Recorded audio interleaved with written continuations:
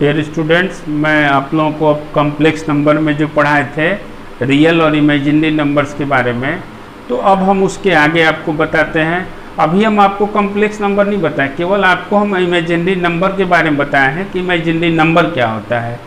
अब एक ध्यान दीजिए आप लोग, जैसे √-2 इंटू √-3 आपसे कहा जाए या √-6 आपसे कहा जाए, आप तुरंत मल्टीप्लाई करेंगे और इसको लिखेंगे √+12 हो जाएगा।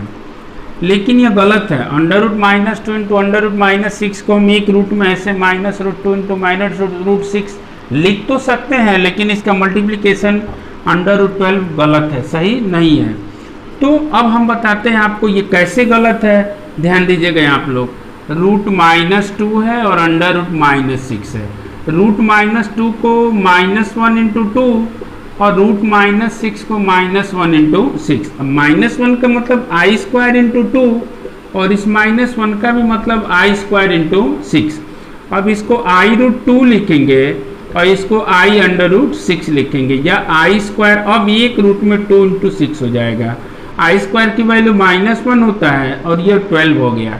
इसका मतलब कि √-2 इंटू √-6 की वैल्यू √- में -√12 के बराबर आया। इसका मतलब अगर इस तरह से आए तो हम लोग नहीं लिख सकते हैं, इस तरह से होगा तो गलत हो जाएगा। या एक कंपटीशन में भी क्वेश्चन आ सकता है -√2 इंटू -√6, तो अब झट से √12 लिखेंगे जो कि गलत है। इसकी वैल्यू -√12 होगा। आपको ऐसे निकाल के भी हम बताए हैं। इसी पे हम आपको एक नोट्स दे देते हैं कि for any two real numbers a and b the result √10 to √b is equal to √ab is true only when at least one of the given number is either 0 or positive।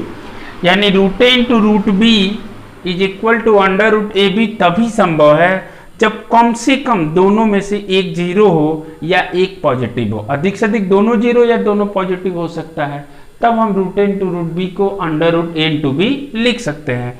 जैसे देखिए, अगर यही positive रहता है √2 into √-6 तो हम ऐसे लिखते हैं, इसको अंदर -12 लिख सकते हैं। या अगर एक 0 रहता तो 0 इंटू -6 0 हो जाता।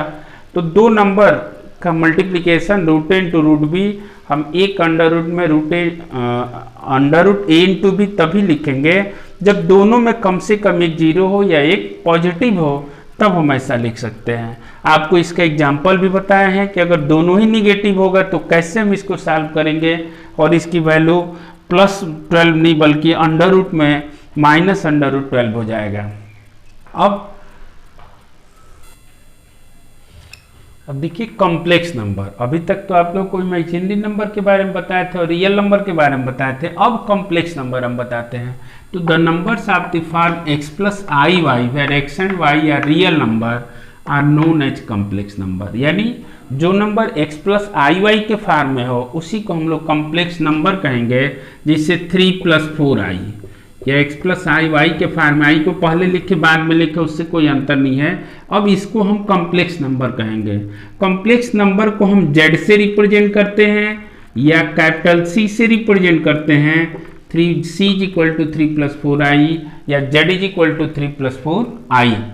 अब इसको हम लोग ऐसे भी लिख सकते हैं, यानी z = x + iy, ये हो गया कॉम्प्लेक्स नंबर, या z = a + ib, ये भी कॉम्प्लेक्स नंबर हो गया। अब कोई जरूरी नहीं कि यहाँ प्लस ही रहे, यहाँ माइनस भी हो सकता है, यहाँ भी माइनस हो सकता है, तो भी यह कॉम्प्लेक्स नंबर ही कहलाएगा। यानी जिसमें i लगा हो, एक पार्ट रियल हो और दूसरा पार्ट इमेजिनरी हो। रियल तो दोनों ही है, 3 और 4 दोनों ही रियल है, -3 -4 या 3 और 4 रियल है, लेकिन जिसके साथ i लग गया वो इमेजिनरी पार्ट कहलाएगा और ये रियल पार्ट कहलाएगा। अब कोई भी कॉम्प्लेक्स नंबर, जैसे कोई भी कॉम्प्लेक्स नंबर जो है प्योरली रियल कब कहलाएगा और प्योरली इमेजिनरी कब कहलाएगा। जिससे हम मान लें कि z = x + iy complex number है, तो ये प्योरली रियल कब कहलाएगा। यह प्योरली रियल तब कहलाएगा जब y 0 हो जाए। यानी कोई कॉम्प्लेक्स नंबर जो है प्योरली रियल तब कहलाएगा जब इसका इमेजिनरी पार्ट 0 हो जाए। Imaginary part of z = 0। अगर ये 0 हो जाएगा तो z = केवल x बचेगा। यानी यह प्योरली रियल तब होगा जब इसका इमेजिनरी पार्ट 0 के बराबर होगा। और यह कॉम्प्लेक्स नंबर z जो है यह प्योरली इमेजिनरी तब होगा if real part of z is equal to 0। यानी अगर यह x 0 हो जाए तो जो बचेगा वह प्योरली इमेजिनरी कहलाएगा, और अगर ये इमेजिनरी पार्ट 0 हो जाए इट मीन्स y 0 हो जाए तो जो बचेगा वह प्योरली रियल कहलाएगा। तो कोई भी कॉम्प्लेक्स नंबर प्योरली रियल तब कहलाएगा जब उसका इमेजिनरी पार्ट 0 हो जाए, और प्योरली इमेजिनरी तब कहलाएगा जब उसका रियल पार्ट 0 हो जाए। जैसे एग्जांपल देखिए, ये 2 हो गया, 3 हो गया, √5 हो गया, √7 हो गया, तो ये सब प्योरली रियल कहलाएंगे क्योंकि इसका इमेजिनरी पार्ट है ही नहीं, इमेजिनरी पार्ट 0 हो गया। या अगर 2i है, 3i है, √5i है, तो अब यह प्योरली रियल नहीं कहलाएगा, अब यह प्योरली इमेजिनरी नंबर कहलाएगा। तो इस तरह से आप लोग समझ गए होंगे कि कोई कॉम्प्लेक्स नंबर को हम प्योरली रियल कब कहेंगे और प्योरली इमेजिनरी कब कहेंगे। अब देखिए conjugate of a complex number, conjugate of a complex number, conjugate of a complex number. तो conjugate of a complex number क्या होता है, जिससे z is equal to x plus i y be a complex number. हम मान ली z plus x, z is equal to x plus i y complex number है, then z bar is equal to x minus i y is known as conjugate of a complex number z। यानी अगर z is equal to x plus i y है complex number तो इसके conjugate को z बार से represent करेंगे और z bar is equal to x minus i y होगा। जैसे एग्जांपल में देखिए, suppose that z is equal to 3 plus 4i, तो इसका जो कंजुगेट होगा z bar 3 minus 4i। Imaginary part के जो पास होगा केवल उसका साइन चेंज कर देंगे, प्लस का माइनस और माइनस का प्लस। हाँ, ये हो सकता है कि अगर z इज इक्वल टू -3 और प्लस 4i हो, इस माइनस से कोई मतलब नहीं है, जैसे ही हम z बार निकालेंगे तो -3 माइनस 4i हो जाएगा। अब अगर z is equal to suppose कीजिए 3 माइनस 4i हो, तो इसका जो z बार होगा 3 प्लस 4i हो जाएगा। अगर दोनों निगेटिव है तो यहाँ रहेगा, केवल बीच का साइन चेंज हो जाता है, जो इमेजिनरी पार्ट्स है उसके पास वाला साइन चेंज हो जाता है, और इसका हम लोग इस तरह से कंजुगेट निकाल लेते हैं। अब आपको बताते हैं modulus of a complex number. अब देखिए modulus of a complex number क्या होता है। जैसे z is equal to x plus i y है, तो इसके मॉडुलस को मॉड z से रिप्रेजेंट करते हैं, और mod z is equal to सीधा रियल पार्ट का स्क्वायर प्लस इमेजिनरी पार्ट का स्क्वायर और पूरे का अंडर रूट। जैसे एग्जाम्पल आपको बता दें, z is equal to 3 plus 4i हो, तो mod z is equal to, जैसे हम इसका मॉडुलस निकालेंगे रियल पार्ट का स्क्वायर प्लस इमेजिनरी पार्ट का स्क्वायर, यानी 9 प्लस 16 ये अंडर रूट 25 हो जाएगा, इसको बाहर निकालेंगे 5 होगा। या अगर z is equal to 3 minus 4i हो, तो भी mod z is equal to under root में रियल पार्ट का स्क्वायर प्लस इमेजिनरी पार्ट का स्क्वायर, ये 4 है, तो 9 और प्लस 16 यानी अंडर रूट 25 बाहर निकालेंगे 5 हो जाएगा। अब अगर हम लोग z is equal to suppose that दोनों ही निगेटिव हो, तो जैसे ही हम मॉड z निकालेंगे अंडर रूट में रियल पार्ट का स्क्वायर प्लस इमेजिनरी पार्ट का स्क्वायर, यानी 9 प्लस 16 अंडर रूट 25 बाहर निकालेंगे 5 हो जाएगा। तो इस तरह से हम कॉम्प्लेक्स नंबर का मॉडुलस फाइंड करते हैं।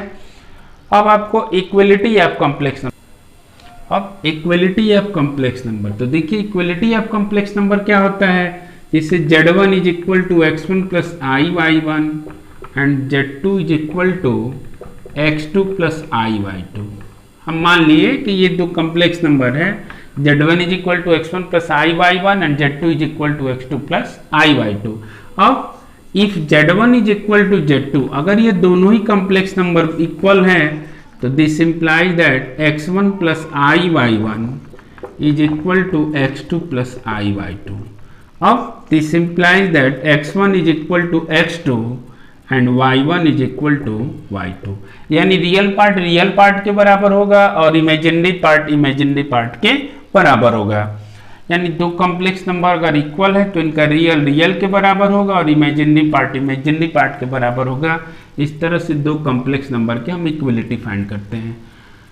अब सम या डिफरेंस के बारे में बताते हैं। Sum or difference, sum or difference of complex number. अब हम मान लेते हैं Z1 is equal to x1 plus i/y1 and Z2 is equal to x2 plus i/y2। तो इसका सम कैसे हम फाइंड करते हैं? Z1 प्लस Z2 यानी x1 plus i/y1 plus x2 plus i/y2। अब रियल को रियल के साथ ऐड कर देते हैं और इमेजिनरी को i कॉमन ले लेंगे, इमेजिनरी को इमेजिनरी के साथ ऐड कर देते हैं। इस तरह से हम दो कॉम्प्लेक्स नंबर का सम फाइंड करते हैं। या अगर डिफरेंस भी निकालना होगा Z1 माइनस Z2 तो x1 प्लस i/y1 और माइनस x2 प्लस i/y2। जब हम ब्रैकेट तोड़ेंगे तो x1 plus i/y1 minus x2 minus i/2 या x1 minus x2 plus i/y1 minus y2। इस तरह से हम दो कॉम्प्लेक्स नंबर का सम फाइंड करते हैं और दो कॉम्प्लेक्स नंबर का डिफरेंस फाइंड करते हैं। यानी रियल को रियल में ऐड करेंगे अगर सम फाइंड करना होगा तो, और इमेजिनरी को इमेजिनरी में ऐड करेंगे। डिफरेंस निकालना होगा तो रियल में से रियल को माइनस करेंगे और इमेजिनरी में से इमेजिनरी को माइनस करेंगे।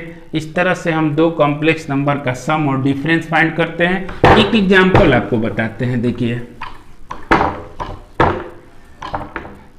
जैसे सपोज कीजिए Z is equal to 3 plus 4i, Z1 is equal to and Z2 is equal to 5 plus 4i। अब अगर हमको Z1 प्लस Z2 निकालना है तो 3 plus 4i plus 5 plus 4i। अब रियल को रियल में ऐड कर देंगे और इसमें से i कॉमन ले लेंगे, 4 प्लस 4 यानी यह हो जाएगा 8 प्लस 8i। इस तरह से हम इसका डिफरेंस फाइंड करते हैं। अगर इसका हमको सम फाइंड करते हैं, अगर डिफरेंस भी फाइंड करना होगा तो 3 प्लस 4i और माइनस 5 प्लस 4i। अब तोड़ देंगे इसको, 3 plus 4i minus 5 minus 4i। Real को एक ब्रैकेट में और इमेजिनरी को एक ब्रैकेट में, 4i minus 4i। i common भी ले सकते हैं, -2 प्लस या i इंटू 0 या सीधा 0 हो गया, इसको -2 कर सकते हैं। अब यहाँ पे अगर 4 ना हो के सपोज दैट 5 होगा मान लीजिए, तो यहाँ 5 कर देंगे। अब यहाँ से कॉमन ले लेंगे तो 4 माइनस 5 बाहर i कॉमन हो गया, यानी यह केवल -i हो जाएगा। तो इस तरह से हम दो कॉम्प्लेक्स नंबर का सम फाइंड कर सकते हैं या दो कॉम्प्लेक्स नंबर का डिफरेंस फाइंड कर सकते हैं। अब इससे आगे वाले प्रॉब्लम्स को या आगे वाले जो भी टॉपिक्स हैं हम आपको नेक्स्ट वीडियोज में बताएंगे। Thank you.